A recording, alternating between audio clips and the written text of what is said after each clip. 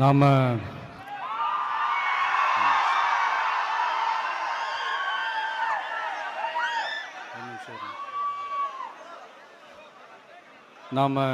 அரசியலுக்கு வந்ததிலிருந்தே நம்மளை பற்றி நிறையா சில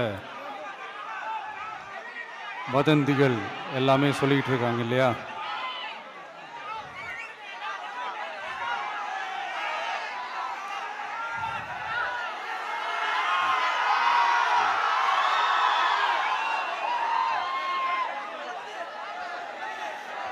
ஒரு சின்ன விஷயம் நான் சொல்லிட்டு போயிடுறேன், கொஞ்சம் சைலண்ட்டாக இருங்க ப்ளீஸ். நாம் அரசியலுக்கு வந்ததிலிருந்தே நம்மளை பற்றி நிறையா சில வதந்திகள், அந்த டீம் இந்த டீம் அப்படிலாம் சொல்லிக்கிட்டு இருக்காங்க இல்லையா? ஆனால் இவர் எந்த டீமும் கிடையாது, மக்களுடைய டீம்,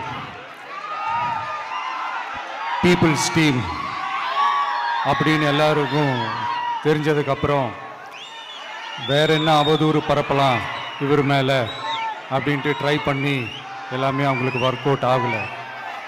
ஸோ கடைசியில் என்ன தான் இந்த விஜயை பண்ணலாம் அப்படின்னு நினைக்கும் போது தான் இந்த கூட்டணி அந்த கூட்டணிலாம் சேர போகிறாரு அப்படின்ட்டு ஒரு பொய்யான ஒரு பிரச்சாரத்தை பண்ணிக்கிட்டு இருந்தாங்க. இந்த நியூஸ் எல்லாம் கேட்டு நீங்கள் கொஞ்சம் கன்ஃபியூஸ் ஆகிருப்பீங்க. அதனால் இங்கே மறுபடியும் ஓப்பனாக தெளிவாக ஒரு விஷயத்தை நான் சொல்கிறேன். நாங்கள் எப்பவுமே மதச்சார்பற்ற கொள்கைன்றதில், அந்த ஸ்டாண்ட்லேயோ, மதச்சார்பற்ற சமூக நீதின்ற அந்த நிலைப்பாட்டிலையோ எப்பவுமே சமரசம் வச்சுக்கவே மாட்டோம். நம்மளுடைய தலைமையில தான் ஆட்சி அப்படின்றதுல எப்பவுமே உறுதியாக இருக்கிறோம். நம்மளுடைய முதல் மாநாட்டில் கூட நான் சொன்ன மாதிரி அரசியலில் யாருக்காகவும் எதுக்காகவும் எந்த விதமான ஒரு சமரசமும் நாம் வச்சுக்க போகிறதே இல்லை, அந்த பேச்சுவார்த்தையே கிடையாது. சரிங்களா? அதனால் யார் என்ன அவதூறு பரப்புனாலும் தயவு செஞ்சு அதை நம்பாதீங்க.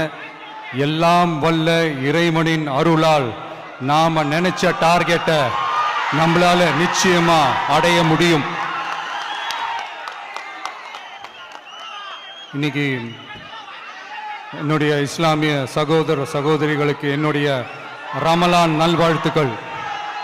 கான்ஃபிடென்ட்டா இருங்க, நல்லதே நடக்கும், வெற்றி நிச்சயம்.